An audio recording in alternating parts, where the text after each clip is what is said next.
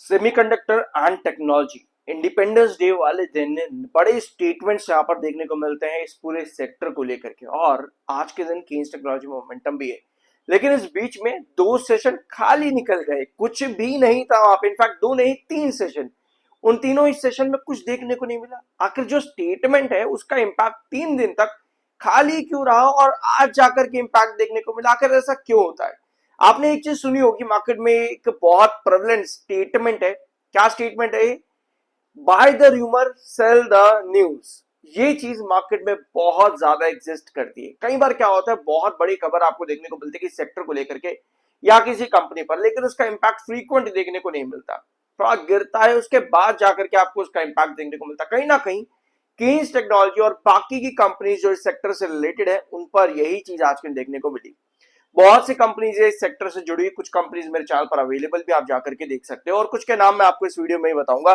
लेकिन एक चीज हमेशा ध्यान रखना कि किसी भी सेक्टर या कंपनी से रिलेटेड जब आप कुछ न्यूज देखते हो तो आपको उसका पूरा रिसर्च फाइनेंशियल और फंडामेंटली भी करना जरूरी होता है। ऑलराइट, शुरुआत करते हैं आज के इस वीडियो को। केन्स टेक्नोलॉजी का लास्ट वीडियो हम लोगों ने लिया था इन 3 इंपॉर्टेंट ट्रेंड्स के साथ में।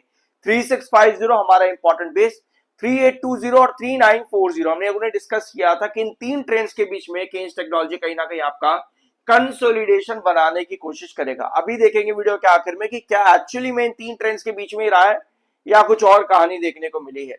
और ये थी आपकी वो खबर, CG power, Kaynes technology, MosChip technology, Dixon technology, Sharma SGS और भी बहुत सी कंपनीज इस अपडेट का सेमीकंडक्टर पुश, इंडिया को सेमीकंडक्टर पुश की तरफ लेकर के जाया जाएगा और एक एक्सपोर्टिंग हब बनाने की कोशिश है। अब जब भी कोई कंपनी या फिर कोई भी सेक्टर एक्सपोर्टिंग हब बनता है देश के लिए, तो सबसे ज्यादा फायदा क्या पहुंचता है भैया? इंपोर्टिंग कॉस्ट वहां पर रुकती है। ट्रेड डेफिसिट जो हो जाता है कई बार, वो ट्रेड डेफिसिट रुकता है, जो बहुत जरूरी होती है इकोनॉमीज के लिए भी, सेक्टर को उठाने के लिए भी। अब ये स्टेटमेंट्स ने इन्हीं चीज को बेनिफिट भी दिया है। प्राइम मिनिस्टर नरेंद्र मोदी की तरफ स्टेटमेंट आता है इंडिपेंडेंस डे वाले दिन सेमीकंडक्टर पुश को लेकर के, और आज के दिन आपको इन कंपनीज पर एक अच्छी रैली देखने को मिलती है।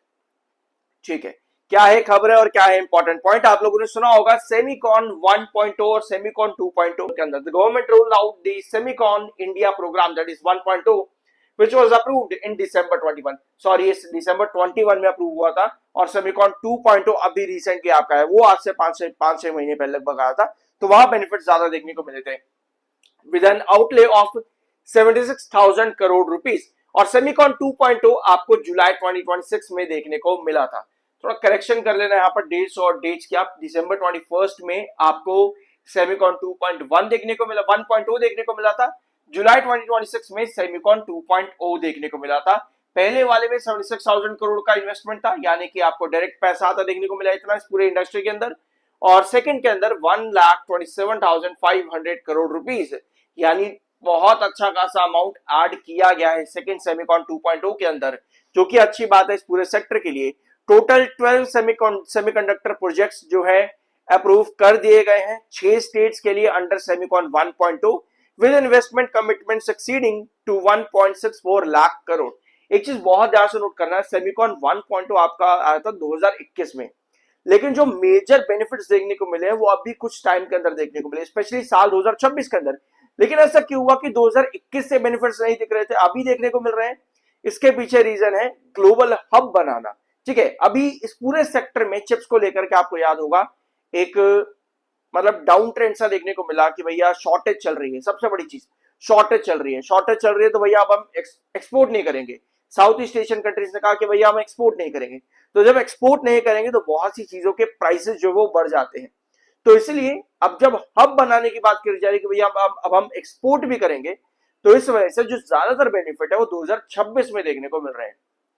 ठीक है, डेट्स यहां पर मैंने आपको बता दिए, वेरीफाई कर लेना एक बार। December 21 में आपकी 1.0 आया था, 2.0 जुलाई 2026 में आया था। ठीक है, तो 6 महीने नहीं बल्कि जुलाई 2026, और पहला वाला 2021 दिसंबर में देखने को मिला था। ठीक है, और ये कुछ कंपनीज है जो कि बेनिफिशियरीज हो सकती है इस पूरे सेक्टर के अंदर।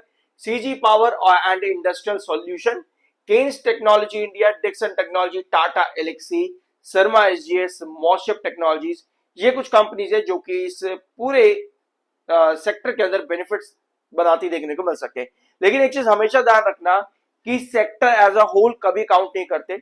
अगर ये कुछ कंपनीज है तो पहले इनके फाइनेंशियल्स और फंडामेंटल्स देखो कि क्या ये कंपनी एक सेक्टर के बूम के टाइम पर या फिर गिरावट के टाइम पर भी अपने आप को स्टेबलाइज कर सकते हैं अपने फाइनेंशियल्स और फंडामेंटल्स के अकॉर्डिंग।